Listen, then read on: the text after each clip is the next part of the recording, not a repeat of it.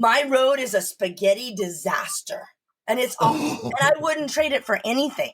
You know, you meet different people, you go different directions, you figure out I like this, I don't like that. Nothing you do in your spaghetti path is ever a waste. We can't talk to other business owners. Right. It's silly because nobody can handle all the work that's available. There's so much out there. And why can we not build each other up, right? We can't control the circumstances that are around us. All we can control is how we react to them. There's like a whole career path for QCs, and they're writing their own tickets.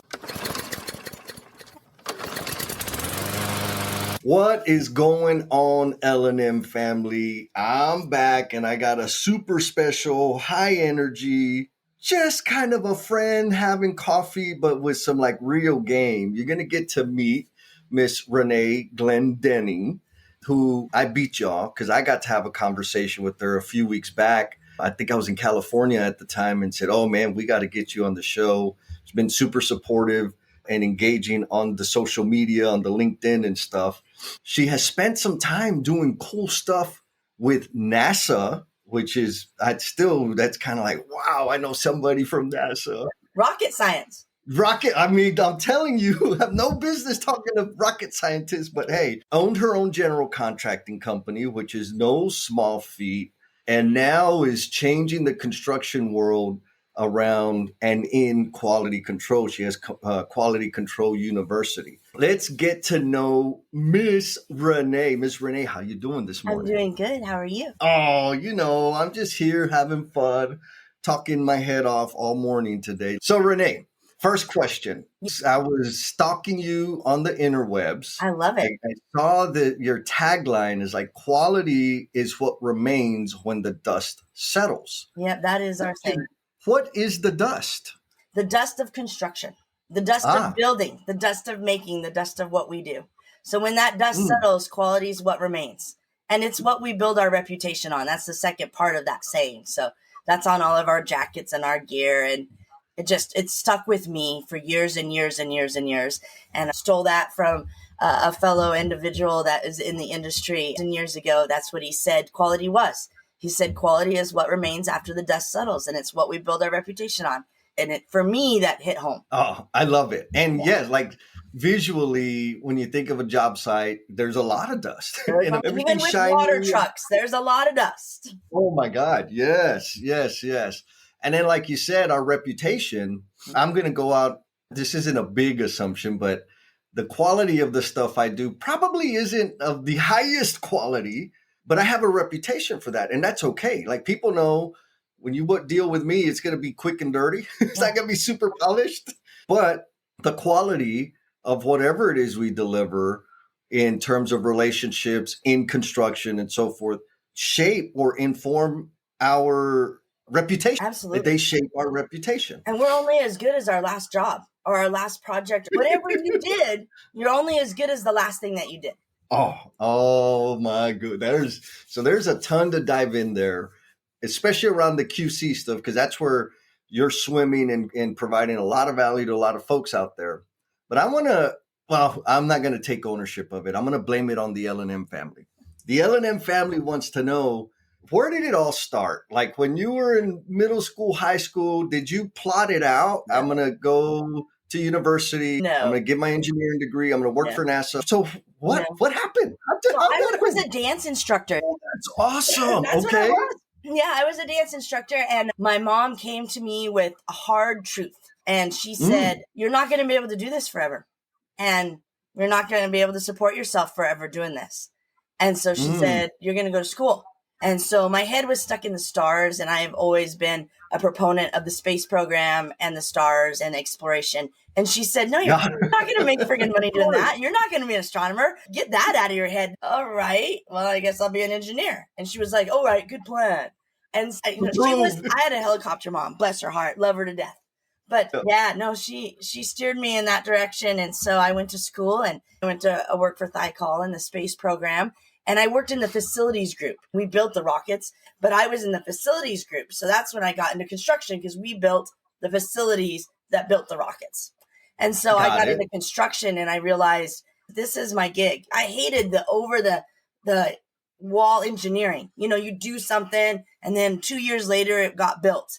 That was not what I wanted. I wanted to see my impact. And I wanted to see my impact beginning to end, not throw it over the wall and then never get to see what it looked like. So I figured out right away that construction is what I wanted to do. And no, my road is a spaghetti disaster. And it's awesome. And I wouldn't trade it for anything. You meet different people, you go different directions, you figure out I like this, I don't like that. I majored in everything for 1 semester. Awesome. You majored in everything. Okay, so first I want to know, because I'm into dancing. You're a dance instructor. Was it a particular style? Was it ballroom? Yeah, no, it was jazz and tap. And I will only admit this to you, clog. Okay. How embarrassing is that? Country western and tap shoes, clog. I think it's, I don't tell anybody since we're making confessions here. I will watch clog videos. Business. We can change this whole podcast, Deep Confessions with Jesse. He'll pull it out of you. And I've always had this thing in my mind. I wouldn't even say it's a bucket list item, but I've always admired tap dancing. Like, there's some super cool folks I've seen out there. The Rockettes are amazing. Okay, so now you know this, and I think the listeners out there know there's always these weird things that don't seem connected, but there are connections. And so now, you talked about the squiggly path of your life. Oh, yeah. What are some of the connections to the thinking or the approach to learning and teaching dance and the things that you've experienced over the years? Yeah, I think it's understanding how to communicate on different levels. If the person or the student is not getting it, you have to be able to try to bring it into their focus, right? And I think that's what makes a good coach, a good educator, a good dance instructor. It doesn't matter, right? You have to learn how to talk on different levels. And don't talk down to people. I hate that. This means talking and meeting someone on a level that they're going to get it. For me, it's always the joy of the light bulb. Like you called out your family member at the beginning, right? He had a light bulb moment. That's what that was. Yes. That's why we do this. Yes. When you see someone get it and find the satisfaction of, I get it finally. I understand. You said it in a different way and I get it. And for me, that's what gets me out of bed every day. It's finding someone to reach that's going to get it and have that light bulb moment. Because those are moments that stick with them forever. And then that changes their spaghetti path, right? So I love that you point out, like in teaching dance, like you got to figure out what is the flavor that the learner needs. And more importantly, how you connected it to its value in the professional space, like universally valuable when you have that skill to be able to adjust and say, oh, it's not them, it's me. It reminds me of a saying one of my coaches said, if the learner hasn't learned, the teacher hasn't taught. Oh, agreed. And now, that's not to say that the learner doesn't have some responsibility in the situation, but in order to hold myself to a high standard of quality, if I hold myself to that level of ownership to say, they're not learning because I haven't taught. I need to augment, adjust, tweak my communication, whatever it is, my delivery, so that they can consume it and have that light bulb moment. Absolutely. I get asked all the time, oh, you have a piece of paper, you're an engineer. What a waste. You do construction. Oh, that just drives me nuts. Education is the one thing that's never a waste, whether it's somebody teaching you how to insulate a pipeline in the field or whether you're sitting in a classroom, it's not a waste. And I use my degree every day because then I can communicate with the eggheads and I can call them eggheads because I'm one of them. I wouldn't be able to communicate with them the way I am if I didn't have it. And I try to explain that to people. Nothing you do in your spaghetti path is ever a waste. Just pull that out of your brain and get rid of that right now. Say it again, sister. Right? I mean, even your QCM class, right? That made it so that you and I found common ground. I understood what you did. You understood what I did. You know, that day you might have been like, oh, geez, this is a drag. What a waste. But it's not. I mean, here you are, you know, decades later going, oh, yeah, I've done that thing. I know what you do. Yeah, you know, I never taught dance, but I was obsessive about salsa dancing, salsa and merengue, not merengue, salsa and bachata. I was at the studio 4 nights a week, and then I was at the club 2 nights a week learning. What I learned from that, I learned a lot of things, but the things that are applicable in the squiggly line of success was when I'm leading, responding to the pressure or the lightness or whatever of the person I'm dancing with makes for a beautiful experience and a really attractive performance. Mm-hmm. If I'm leading, we got to maintain this connection. There's some push and pull that helps us do the maneuver and do the patterns and the lead. Yep. And if my intensity or gentleness is not tuned to that person, Mm-hmm. we're going to get disconnected and it's going to be wonky, which is very similar to what you said. But what I think I've done, what I used to do early in my career was everything was a fight. Everything was a wrestling match where I was grabbing people and throwing them around. In working with quality control professionals, and I'm going to expand that even further to like folks that are in support groups, because I would say the quality is a support function along with HR and safety and all the other things. Yep. I've come across so many folks in those roles that are wrestling. My question to you is, how important are interpersonal skills for QC professionals? Extremely important. We've talked about this. Being human, right? And being a good human and treating people like a human. That saying of you get more bees with honey, right? A QC that is a human on a site is useful, and they will be seen as useful. And a QC that lands on the site as a dictator is a cancer. And it's a cancer. Unfortunately, I have not found the magic sauce to change. And there are some of those folks that I did a post about this not too long ago. So before you get to learn more about her, I want to give the L&M family member shout out. This one is for Mr. Bernard. Bernard sent me this awesome message that lit up my day, and I want to share it with y'all. Bernard said, "Jesse, this is awesome. Thank you very much. Being a part of this journey has made the world of difference in my professional and personal life. Glad I'm a part of it and will definitely continue to reach out and spread the word." So Mr. Bernard is talking about emotional bungee jumpers, which he's been a part of for almost a year. And obviously it's helping him. It's not just torture, but he went out of his way to let me know that it is having an impact on him. And so folks out there, L&M family members, take the time. If you give me like stars, I don't care how many stars, just give me some stars, give me a review, send me a message. All of that thing is super meaningful to me because it helps me know that, hey, I'm not the only one listening to my episodes out there. And it gives me an excuse to celebrate you on a future podcast. They throw around how many years they have in the dirt, right? It's this badge of honor. I don't need to learn anything because I know it all. Because I have 40 years in the dirt. Oh, it just drives me crazy. Yeah. And I've not yet found the magic sauce to turn all those folks' mindset around. That's a mindset that can be so detrimental for a project. It's so hard. It's so hard. It's got to be hard for the individual as well. They're miserable. If you talk to them, they're miserable. Most of them have 4 divorces. They're paying child support. They don't have enough for a beer in the evening. And you just look at them like, if you just change your mindset a little bit and just be a human, it'll change. Yeah. So, no, interpersonal skills are extremely important, and approaching everything with open-mindedness and with curiosity. Just because you've got 30, 40 years in the dirt doesn't mean your way's the only way.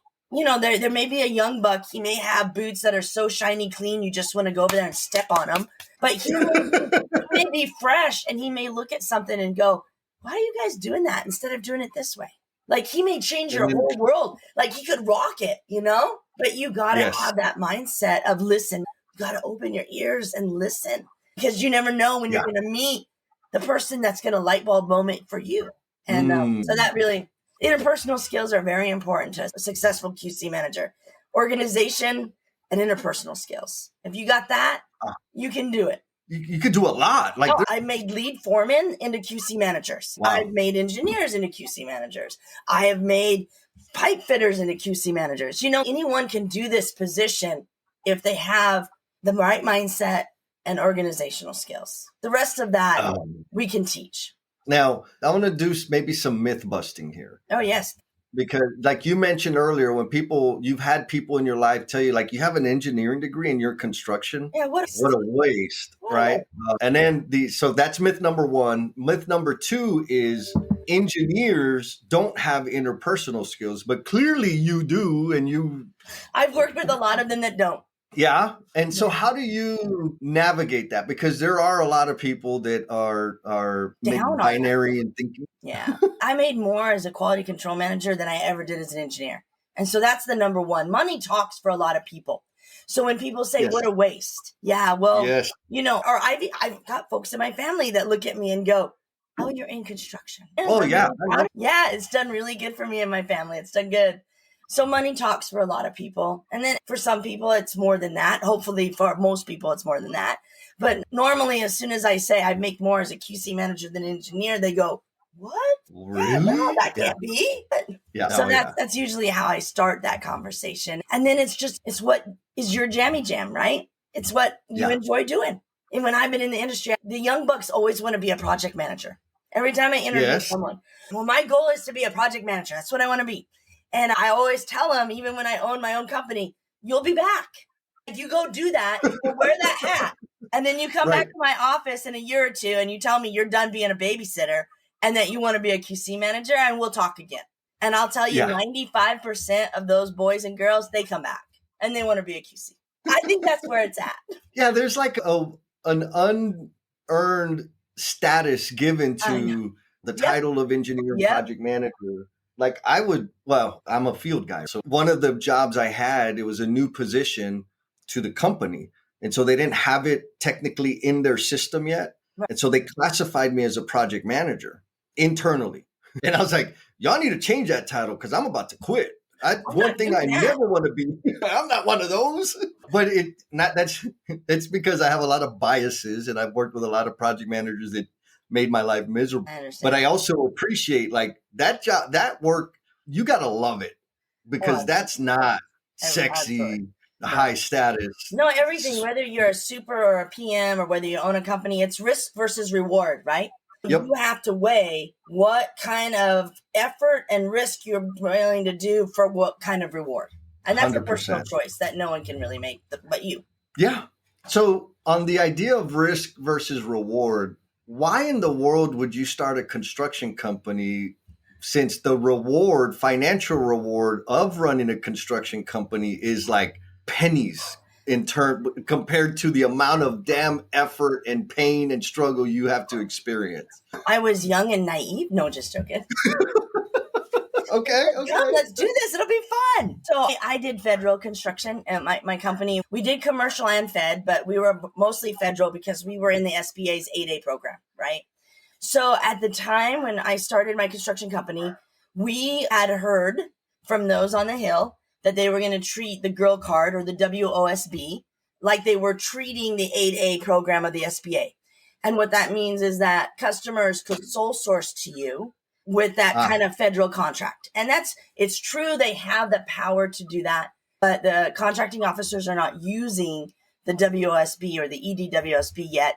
Started it thinking that it was going to be a really easy transition.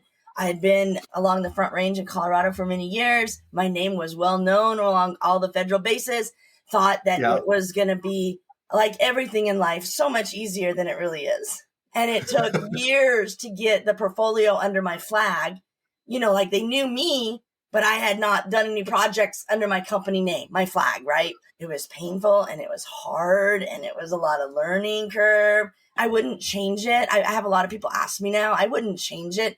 I did so much personal growth and so much. I mean, I don't think they should give companies to people as much as they allow people to have their own company. I was an engineer and I had been in the industry for a lot of time.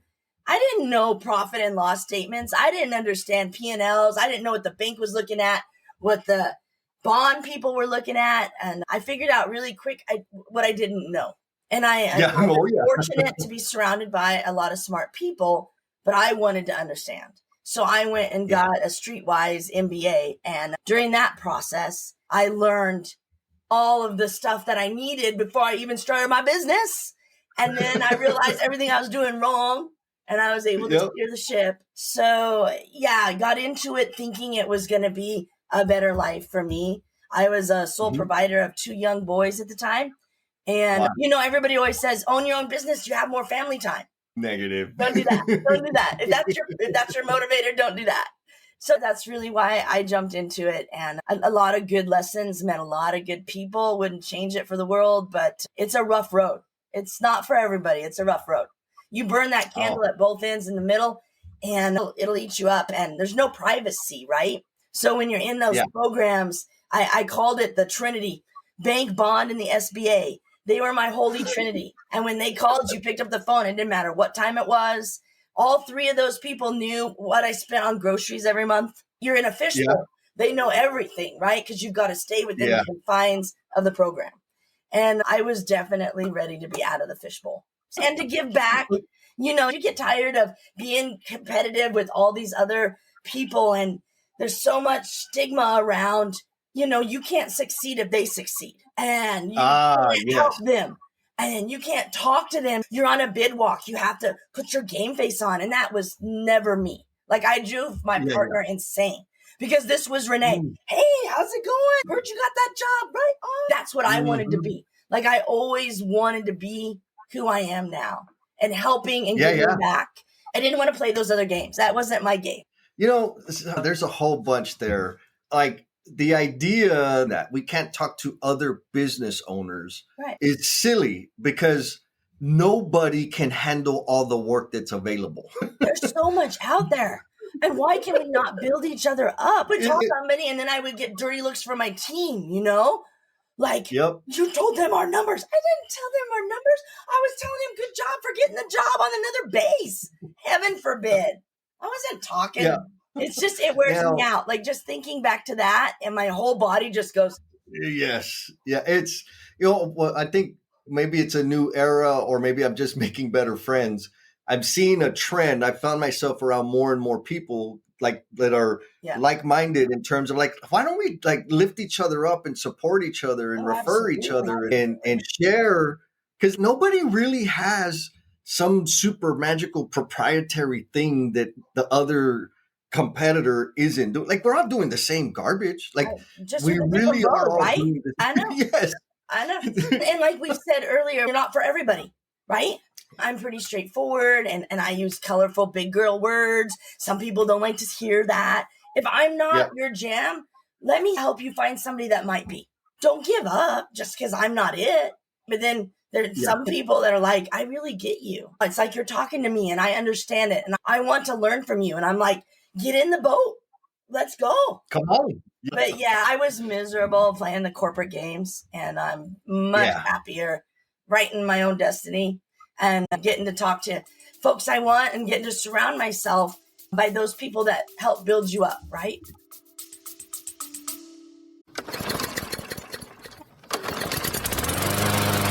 Check it out, hometowners. So Primo, he's a little bit embarrassed about like asking for some backup, some esquina. And so I want to hit you up, and like if you're digging this content, pues give it un like, give it the stars, or leave a comment, But if you really, really want to see Primo like get all chiflado, like for the reels, hit him up on the socials, Holmes. Like if you give him a comment in the socials and let him know what you thought about the thing, pues he's gonna light up. But only do it if you mean it, because you already know how Primo is. Se cree mucho el cabrón. So if you could do that, if you could leave a comment or a rating or the stars or whatever, that would be cool, man. So I love that you pointed out like the intense volume of personal growth that happens when you start your own business. It's huge. Like, you don't know what you don't know until you try to start your own business. And then you're like, what? And they gave me this? Like, the state gave me a license, and then the SBA let me in their program? Like, what the heck? I shouldn't be running a business. I went to my first, I was part of an emerging leaders program. The first night, they had a speaker come on, and they said, okay, for the entrepreneurs in the room, you're going to own on average 8 businesses in your lifetime. So this one really doesn't matter that much. I mean, like if this one fails, like you're going to learn from this and move on. And I sit at this table with 15 other emerging leaders and they start talking about all these books they're reading to become better people. And they're like, oh, I'm reading Tony Robbins and I'm reading this. And I'm like, holy crap, I don't have time to take a shower. Like I got dry shampoo in my hair, people. And I mean, like now though, you find time for that personal development and you learn that emotional intelligence and personal development. Like you can't lead without those things. And so now I'm one of those people that are like, oh, did you read this book? And now people are like, oh, so glad you have time for all that. You make time, right? I mean, it's a mindset.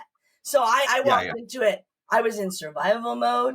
I was like riding the bike through hell. The bike was on fire. My hair was on fire. And I was just pedaling as fast as I could. Then I realized I'm not getting anywhere.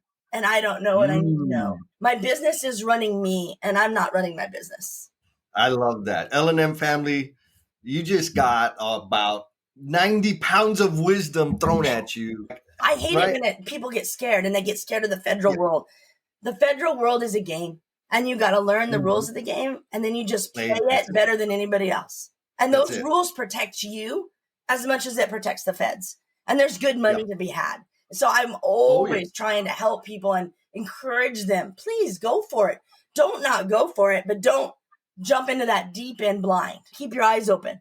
Yes, 100%. But my backup plan, if my business fails, is to table dance for money. I thought you were going to say dance. I was definitely for that. Yeah. I got the ones, Jesse. I'm going to make it rain. And I'm happy to announce that for 2025, I will not be dancing on any tables. And that's a good thing for people. Now, the thing, though, is like in terms of the personal growth and the self-awareness, like the rate at what that has exploded for me. I've always been a nerd and liked learning things and reading and whatever. Don't tell anybody, but I was a closet nerd. But before I started my business, all of those books and ideas were like, they were great ideas. Like, oh, that's a good thought. That's a good idea. That's a great thought. That's a good idea. But they were kind of optional. It was just like, I could do it or not. Now, when I come across a great idea and I'm way more selective and focused about what I'm learning and what I'm reading, because when it makes sense, I got to go do that damn thing. Like now. And you can't depend on anybody else, right? You got to figure it out. Correct. Yeah. Yes, 100%. So that's just to say starting your business is going to hyper accelerate your personal growth, whether you like it or not. And then you get employees and then you're trying to motivate different people and people have different motivators and the new generation is so different to motivate. Suddenly I had Gen Xers that would be happy playing a guitar on a street corner. So they were motivated when I did community service as a company, but when I threw money at them, they were like, no. And I'm like, what? Yeah. So while you were in that corporate space, there was a certain type of, we'll say, costume that you have to put on, because I think we all know what that is. And you also mentioned early in our conversation about the light bulbs and seeing your impact. Right. So what was the transition? What was the lighthouse that pulled you from your construction business to the Quality Control University? Yeah, it actually was linked. So when I started my construction business, I talked about how hard it was to get experience under my flag and to get a name. Yeah. And so in order to take me off the books, I would go on other general contractors' sites and I would audit their QC program. And I actually did QC work for other general contractors while I'm trying to get legs underneath my business because I couldn't afford payroll, right? So I couldn't afford to pay myself. And so I'm out there doing this and I did it for about, 8 or 9 different general contractors along the Front Range. And then it hit me. These guys are suffering. They don't understand. They don't know the staff that is needed to meet the federal requirements for quality control. And they don't have that staff on their payroll. And so I started a division under my general contracting company of QC services. And then when I wanted out, I got through the 8A program and I wanted to do something different. My partner took the company a different direction. And then I took the QC with me and I just expanded it. Because pre-COVID, I would travel all over the US and I would do audits and I would be in the dirt with the guys and helping them out. And then COVID hit and everybody's shocked. And I had to figure out how to still reach those people and help them. You know, we learned all the fancy Zoom calls with the backgrounds and the lights and how to talk to people on the internet. And then I figured out, online training, right? Because the other problem is nobody wants to shut a job site down to train their staff. So if you have online training, they can access it, or, they have a snow day and they're on salary, right? So they're already getting paid for it. So tell them to log in and do some more QC training to finish your certificate, right? So that kind of developed into the QC University, because even after COVID, money's tight. It's hard. My predominant customer is a small general contractor just getting into the federal arena. That's usually the folks that need me the most. And they don't have the money to fly me to go put me in the dirt. I mean, every once in a while I get to go and it's exciting. But most of them, they've got $1,000 or a couple grand that they can job cost and get online training for their whole company versus $2,000 just for a plane flight to put me up for a week and then shut their job site down. That's a cost, and train their people. And they don't have that.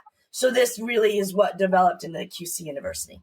Oh, man. Okay. So there's a ton, and I'm going to hit you with a sidewinder question at the end of this. But you already talked about being able to see your impact. You started the branch of the construction business was QC because you saw a pain point that others, your competitors, didn't have, were struggling, and you decided to help them, and you could see the awakening or the light bulbs. And then COVID hit, which I think slapped us all in. Like, that's why I started a podcast, was because of COVID, right? Yeah. Pre-COVID, I was like, all this online garbage is garbage. Everything has to be in person. And then over COVID, I was like, oh, wait a minute. Yeah. You're like, it's all TikTok and dancing. And now you dance. And now I dance. Exactly. It feels like there was these circumstances that happened that could have cratered you. But as they happen, it just helped you find another path or clear a path. Right. We can't control the circumstances that are around us. All we can control is how we react to them. So it's, will this beat me down? Well, this isn't going to work, right? I got to find another door. I got to open another door. I got to find another way. Like, I have no problem trying to reinvent myself and find another road, And what I also picked up on is you talk about like the online self-paced training where you're a small GC that really resources are thin. Right. It's a way to provide them some value that is digestible for them. Absolutely. And so there's this idea or thread of service in there as well. Yeah. Oh, huge. And that's why I do what I do, right? So why is service important to you? I previously talked to you and listened to you on another podcast, and we talked about your rearview mirror, right? And you get a few years in the industry and you figure out what makes you tick. I have my forever home. I'm sitting in it. I've got 30 acres out here in rural Missouri, and I have chickens and I have a garden and I have my things. All joking aside, it comes down to you get to a point in your life where you've held all the titles. You've done half of your bucket list. What's priceless to you, right? What's going to get you out of bed every single day? I'm not, thankfully, I'm not chasing a dollar for a house, and I'm not chasing a sports car, and I'm not, everything's a motivator at different points in your life. And I got a Mustang in the garage. Don't get me wrong. I love sport cars. I don't want to offend the sport car people, but you just get to that point where what means most to you. And what gets me out of bed every day is helping a subcontractor or a general contractor or a small business owner or a QC manager that's on a job and no one's giving them training except for the core's one-day class, right? And they're lost and they're struggling. And I've been there. And every day they think their butt's going to get fired. And they've got kids that they have to feed at home, or a wife or a dog or a cat, or a sports car they want to put gas in. I don't care. Food, shelter, and the occasional beer. Whatever your motivator is. Like, I want to help you get there. That's what gets me out of bed. It's just you get to that point in your career where you're not chasing a physical object anymore. Oh. And that's where I'm at. Yeah. So ditto. When I figured out two things, that the secret was fulfillment. when I spend more time doing things that bring me fulfillment, Yep. life is awesome. Agreed.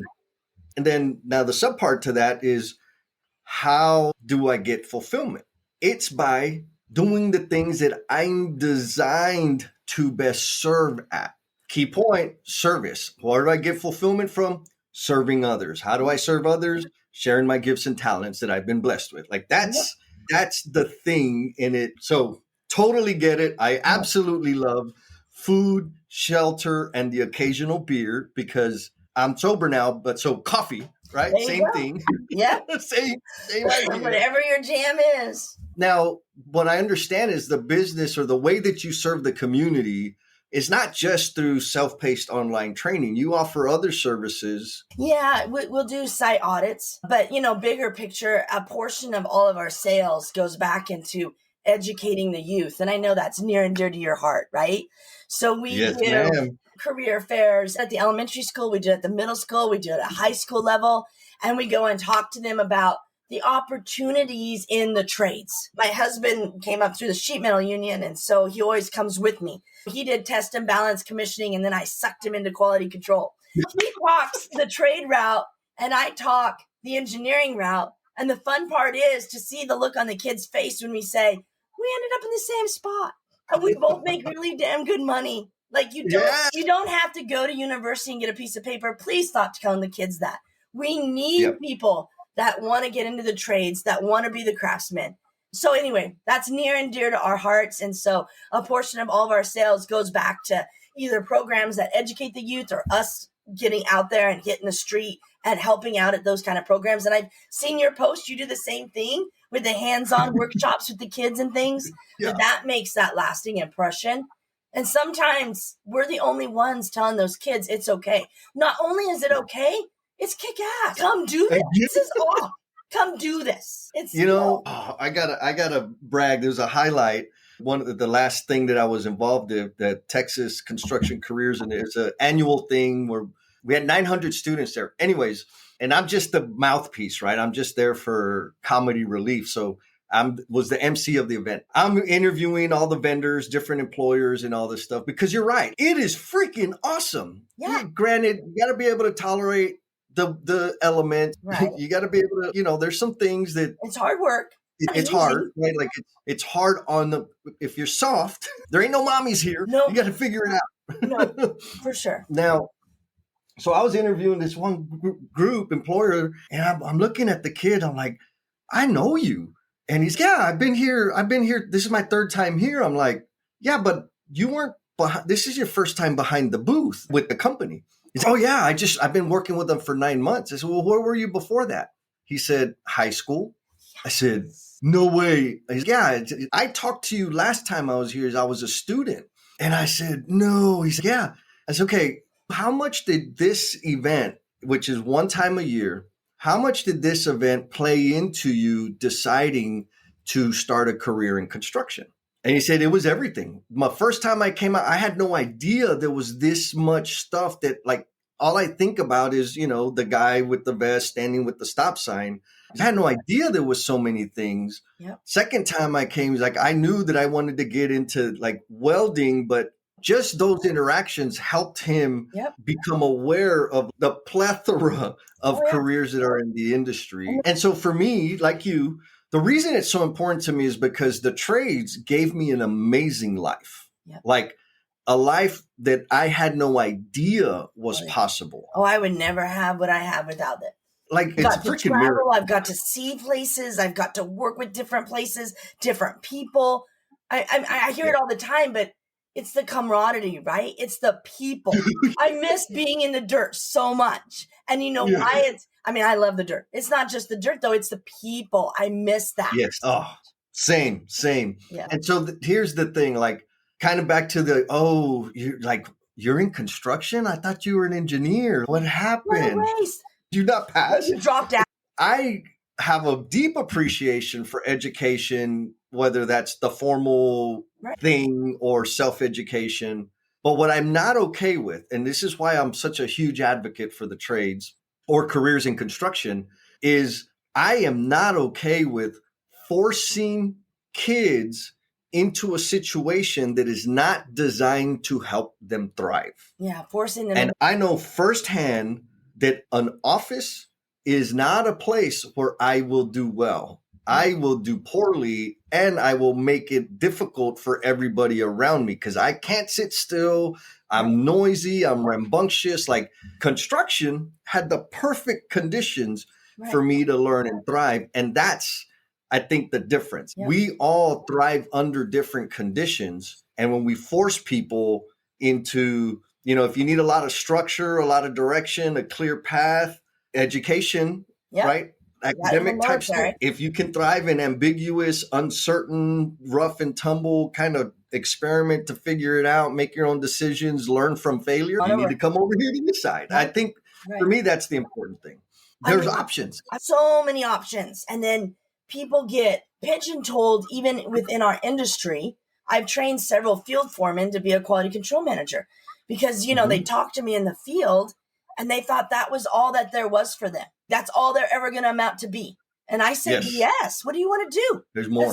You can do anything you want to do. There's no reason why a field foreman or a dirt work operator can't own a company or be a QC or be a safety guy or be a project manager. You just have to forge your path. And if the company you're with is not helping to support you, maybe it's time to find a different company. Another one. Yeah. 100%. No one's going to look out for you, but go do it. I volunteered to go speak at a community college here close to me. And I said, I want to talk to them about construction quality control.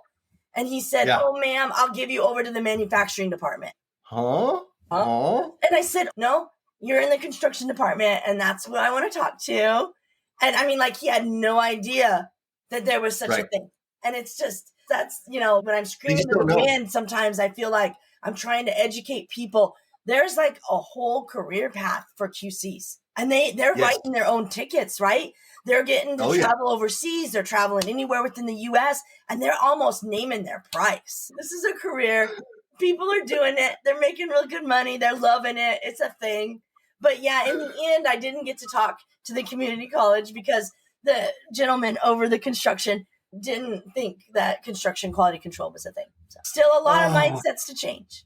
If somebody wants to access you, get into the magical, wonderful world of quality, where should we send them?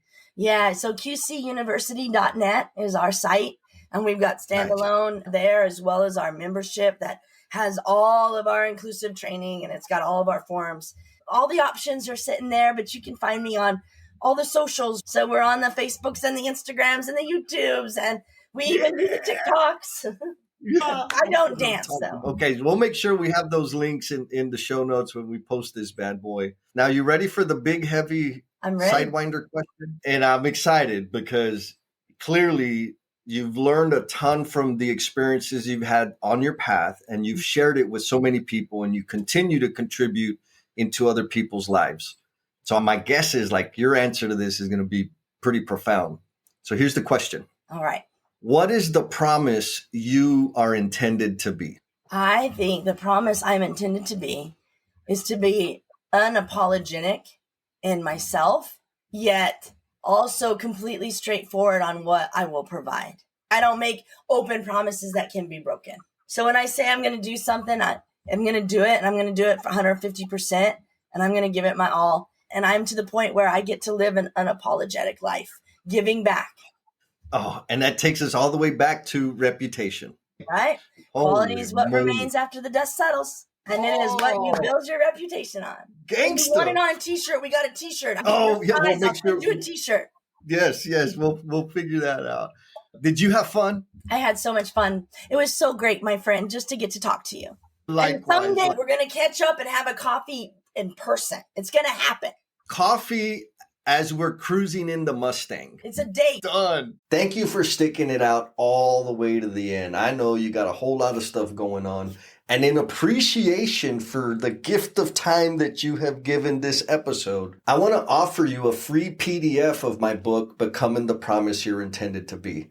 The link for that bad boy is down in the show notes. Hit it.